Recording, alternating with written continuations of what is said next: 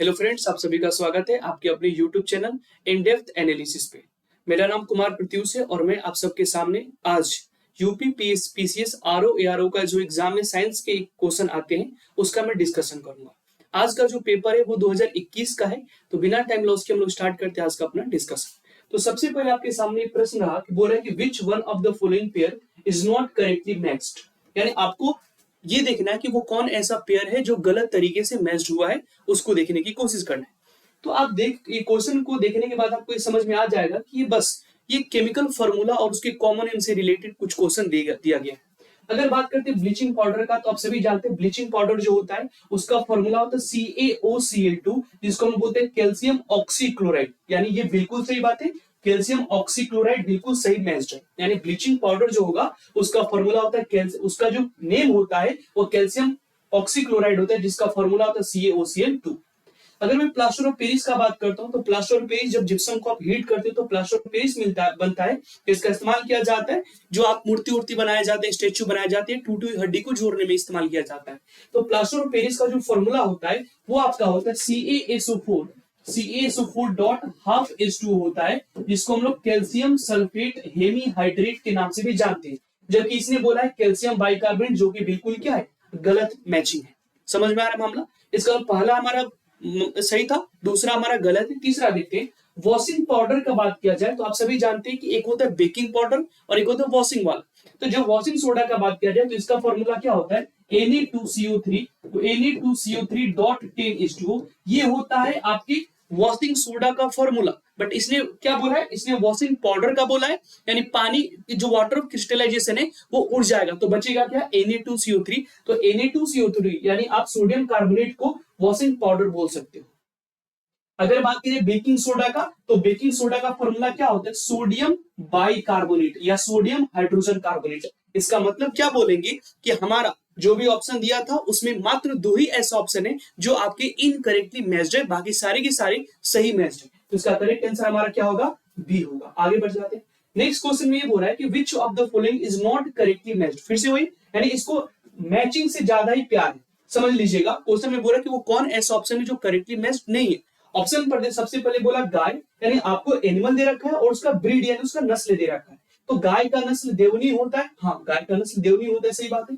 गोट जो होता है बकरी, उसका जो नस्ल होता है बारबरी, ये भी सही बात है। तो गोट का बर्बरी होता है, गाय का देवनी होता है। इसको याद करने का तरीका मैं आपको बता देता हूं। देखो, गाय को हम लोग देवता समान मानते हैं, उसको पूजते हैं, तो याद रखिए देवनी, देवनी से याद रखिए देवता, तो गाय देवनी, ऐसे करके याद कर लीजिए। अगर मैं बकरी का बात करता हूं तो बकरी जो है ना वो बड़ बड़ बोलते रहती है, म्याऊ बोलती है ना, तो बड़ बड़ बोल रही है। देखो बड़ बड़, तो बड़बड़ी, समझ में आ रहा है? तो बकरी हमेशा बड़बड़ाती रहती है, बर बर बोलती रहती है, तो याद कर लेना। तो बकरी का नस्ल बरबरी। पहला पॉइंट समझ में आ रहा है, गाय को देवता समान पूजते हैं तो बोलोगे देवनी। समझ में आ रहा है मामला? तीसरा, अगर मैं भैंस का बात करता हूं बुफेलो का, तो ये भदावड़ी है। क्या है, भदावड़ी। जैसे अगर अब इसको याद करने का तरीका, अगर कोई पर्सन है आपने इसको बोल दिया कि भाई तू भैंस जैसा दिख रहा है, तो उसको थोड़ा भद्दा सा फीलिंग होता है। समझ में आ रहा है? ये ट्रिक्स याद करो, इसका कोई लॉजिक नहीं। तो अगर मैंने बोला तू भैंस जैसा दिख रहा है तो उसको लगेगा यार भद्दा सा बात क्यों कर रहा है, भद्दा समझ आ क्यों कर रहा है। तो ऐसे याद रखना, ये भदावड़ी है, ये गोदावड़ी का छोटा भाई भदावड़ी है, ऐसे याद रख लीजिएगा। तो भदावड़ी का मतलब भैंस का नस्ल है, तो यानी तीनों का तीनों सही है, तो याद भी हो जाएगा। गाय है तो देवता से पूछते हैं, यानी देवनी हो जाएगा। बकरी बर बर बोलती है तो बड़बड़ी हो गया। अगर बात करें भैंस का, तो भद्दा सा बात है ना, तो बदावड़ी, गोदावड़ी भदावड़ी, ऐसे याद रख लीजिए। फिर सीप, अब भेड़ का बात करते हैं, तो भेड़ का गिर नहीं होता है, जो गिर होता है ना वो गाय का नस्ल होता है। गाय का नस्ल क्या होता है, गिर, भेड़ का नस्ल नहीं होता है। तो ये आपका क्या हो जाएगा, गलत। तो आंसर क्या हो जाएगा, डी। तो क्या इसी बहाने आप लोगों को तीन नस्ल भी याद हो जाएगा। और गिर जो है वो किसका है, गाय का, ठीक है ना, गिर गया। अब इसको याद करने का तरीका, इसको याद रखना, गिर गया, क्या गिर गया, तो गिर हो गया नस्ल यानी आपका ब्रीड हो गया, और गया से याद रखो गाय, तो गिर गया यानी गिर है नस्ल और गाय है एनिमल का नाम। कोई दिक्कत है क्या? तो इसी बारे आप लोगों को चारों का चारों याद हो गया। आगे बढ़ जाए। नेक्स्ट क्वेश्चन देखिए, which one of the following group of diet provide maximum energy to human body. तो वो कौन ऐसा हमारी डाइट का पार्ट है जो हमको मैक्सिमम एनर्जी प्रोवाइड कराने का काम करता है। चलिए बात करते हैं। तो देखो जब भी एनर्जी का बात करेगा ना तो वहां पे विटामिन नहीं आएगा। विटामिन हमको जीरो मात्रा में एनर्जी देता है। उसी प्रकार पानी, अगर मैंने बोला कि मैंने 1 लीटर आपका पानी पी गया तो मेरे को कितना एनर्जी मेरे बॉडी के अंदर में क्रिएट हुआ, तो आप बोलोगे 0 कैलोरी। यानी पानी पीने से एनर्जी नहीं मिलता है, विटामिन खाने से एनर्जी नहीं मिलेगा। तो पानी और विटामिन क्यों लेते हैं जब एनर्जी नहीं मिल रहा है? तो अरे भाई, एनर्जी के अलावा भी बहुत सारे काम होते हैं। आपके बॉडी के अंदर में बहुत सारे मिलियंस ऑफ रिएक्शन चलते रहते हैं जिसको बोलते हैं मेटाबॉलिक रिएक्शन, और इस घटना को बोलते हैं मेटाबॉलिज्म। यानी आपकी बॉडी के अंदर में मेटाबॉलिज्म को मेंटेन करने का काम, रेगुलेट करने का काम यही वाटर, यही मिनरल और यही विटामिन करेगा। तो याद रख लेना, ऐसे याद रख लेना, विटामिन, मिनरल और वाटर, इसका आपके बॉडी के अंदर एनर्जी से कोई लेना देना नहीं है। तो जो भी ऑप्शन में दिखाई देता उसको काट दो। तो चलो यहां पे आपको क्या दिखाई दिया? विटामिन, काट दीजिए। यहां पे आपको दिखाई दिया क्या?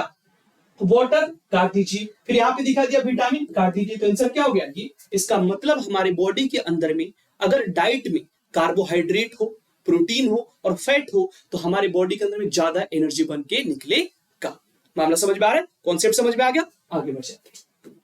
फिर बोल रहा है कि विच one of the following is a biodiesel plant. Biodiesel plant करने का मतलब कि हम लोग मतलब एक जैसे जीवाश्म जो आपका तेल होता है ना, उसी का एक वैकल्पिक स्रोत है, ऐसे याद रख लीजिए। तो बायोडीजल प्लांट का बात किया जाए तो जेट्रोफा जो होता है, प्लांट होता है जिसका इस्तेमाल करते हैं आपके बायोडीजल प्लांट के रूप में। तो याद रख लेना, फैक्चुअल क्वेश्चन है, इसको याद रखना, जेट्रोफा एक बायोडीजल प्लांट का एग्जांपल हो जाएगा।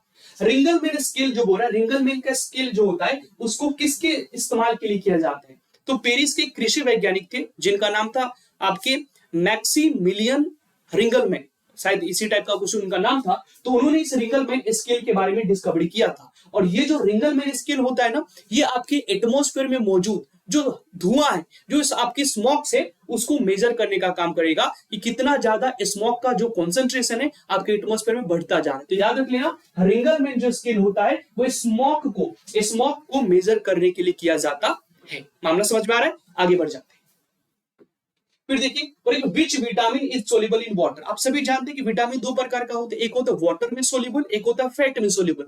वाटर में कौन कौन से होते हैं? बी और सी। याद कैसे रखोगे? WBC, W से वाटर, बी से विटामिन बी और सी से विटामिन सी। और बाकी जो बचा A, D, E, K, ये सारे के सारे फैट में सोल्यूबल होते हैं। क्वेश्चन में बोला है वाटर वाला बताओ, तो वाटर में कौन कौन आएगा? बी आएगा और सी आएगा। देखो अब ये क्वेश्चन मेरे को लग रहा है थोड़ा गलत पूछ दिया है, तो इसमें बी भी ऑप्शन भी दिखाई दे रहा है और यहाँ पे सी भी दिखाई दे रहा है, तो इसका आंसर होगा both B and C.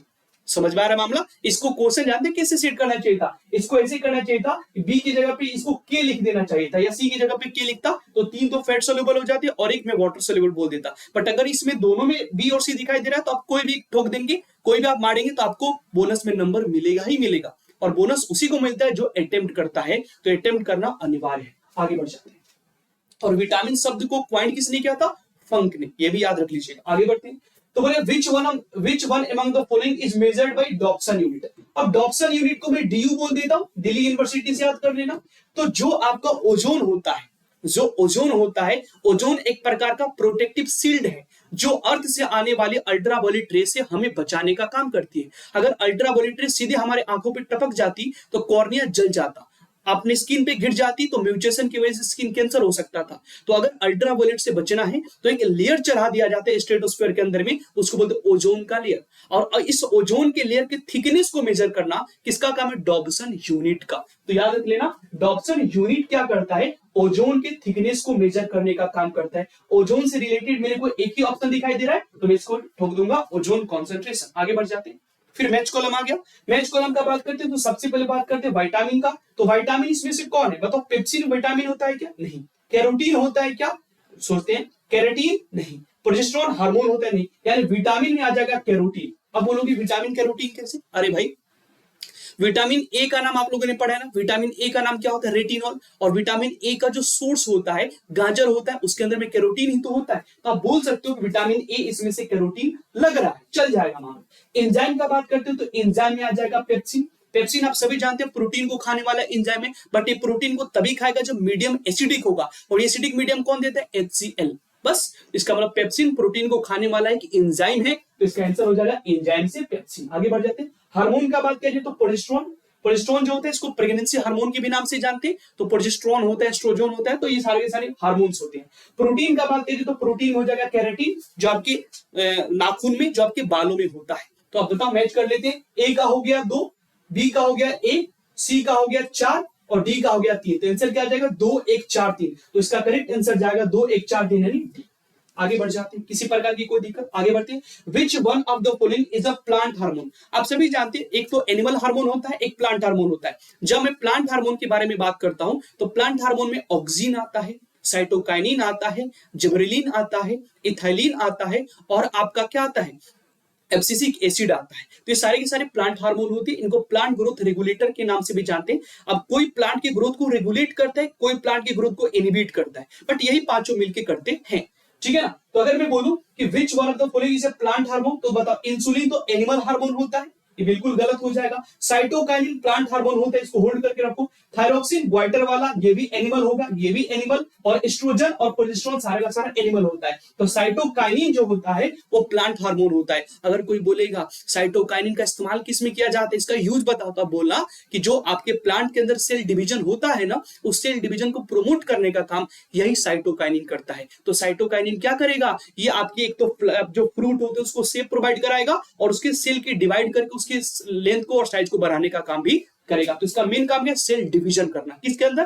Plants के अंदर। आगे बढ़ जाओ। Plant accept nitrogen in which form? अब देखो, पानी जो मिट्टी होता है, मिट्टी के अंदर में हमारा नाइट्रोजन का अलग अलग फॉर्म होता है, बट प्लांट जो होता है वो नाइट्रोजन किस फॉर्म में एब्जॉर्ब करता है? तो वो नाइट्रेट भी हो सकता है, वो नाइट्राइट भी हो सकता है, वो अमोनियम आयन भी हो सकता है। बट अगर बोला जाए मोस्टली किसके फॉर्म में करता है, तो नाइट्रेट के फॉर्म में। तो आंसर होगा NO3-। नाइट्रेट मतलब NO3-, नाइट्राइट मतलब NO2-। समझ में आ रहा है? N2 गैस के फॉर्म में भूल के भी नहीं करेगा, ये तो बिल्कुल नहीं होगा। और अमोनिया के फॉर्म में करता है, अमोनियम आयन के फॉर्म में करता है, जो कि यहाँ पे अमोनिया दे, तो ये भी नहीं होगा। तो करेक्ट आंसर इसका जाएगा नाइट्रेट। आगे बढ़ जाते हैं। Rocket works on which of the following principle? तो जब रॉकेट आगे बढ़ता है तो किस प्रिंसिपल पे काम करता है? तो आप सभी जानते हैं न्यूटन्स के 3 लॉ थे। न्यूटन्स के पहला लॉ ये बोलता है कि अगर किसी ऑब्जेक्ट पे आप फोर्स नहीं लगाएंगे, जब तक किसी ऑब्जेक्ट पे बाहरी से फोर्स नहीं लगेगा, तो वो अगर मोशन में है तो मोशन में ही रहेगा, रेस्ट में है तो रेस्ट में रहेगा। समझ में आ रहा है? इसे बोलते हैं लॉ ऑफ इनर्शिया। यानी कोई भी ऑब्जेक्ट चाहता है कि मैं जहां पे हूं वहीं पे जिंदगी भर रहूं, यानी किसी भी प्रकार के परिवर्तन का विरोध करता है। ठीक बात है। न्यूटन का सेकेंड लॉ क्या बोलता है कि जो आपका किसी बॉडी पे लगने वाला जो फोर्स होता है ना, वो उस बॉडी के rate of change of momentum के डायरेक्टली प्रोपोर्शनल होता है। और न्यूटन का थर्ड लॉ क्या बोलता है कि every action has an equal and opposite reaction. अब बात ये करते हैं कि आखिर में जो रॉकेट उड़ता है वो किस प्रिंसिपल पे काम करता है? तो रॉकेट उड़ेगा संवेग संरक्षण नियम पे, अधिनियम बोला, नियम पे, यानी कंजर्वेशन ऑफ मोमेंटम पे। अब बोलोगे कंजर्वेशन ऑफ मोमेंटम, अगर किसी बॉडी पे लगने वाला नेट फोर्स 0 हो जाता है तो मैं बोलता हूं कि उसका मोमेंटम कंजर्व है, यानी इनिशियल मोमेंटम m1v1 या mi-vi is equal to final momentum यानी mf-vf के बराबर होता है। और इसी संवेग संरक्षण सिद्धांत पे काम करता है कौन? रॉकेट। तो याद रख लेना, ये किस पे काम करेगा? सॉरी हाँ, तो ये किस पे काम करेगा? मोमेंटम कंजर्वेशन, यहाँ पे दे दिया ना। अब देखो, समझना बहुत बढ़िया पॉइंट है। तो अगर मैं बोलूंगा कि रॉकेट का उड़ना वो किस प्रिंसिपल पे काम करते हैं, तो बर्नौली की थ्योरम पे। बट अगर मैं बोलूंगा कि भाई ये इसमें कौन सा सिद्धांत होता है, तो वो आपका आ जाएगा, क्या आ जाएगा? Law of conservation of momentum. ठीक है ना? एक बार इसको बढ़िया से देख लीजिएगा।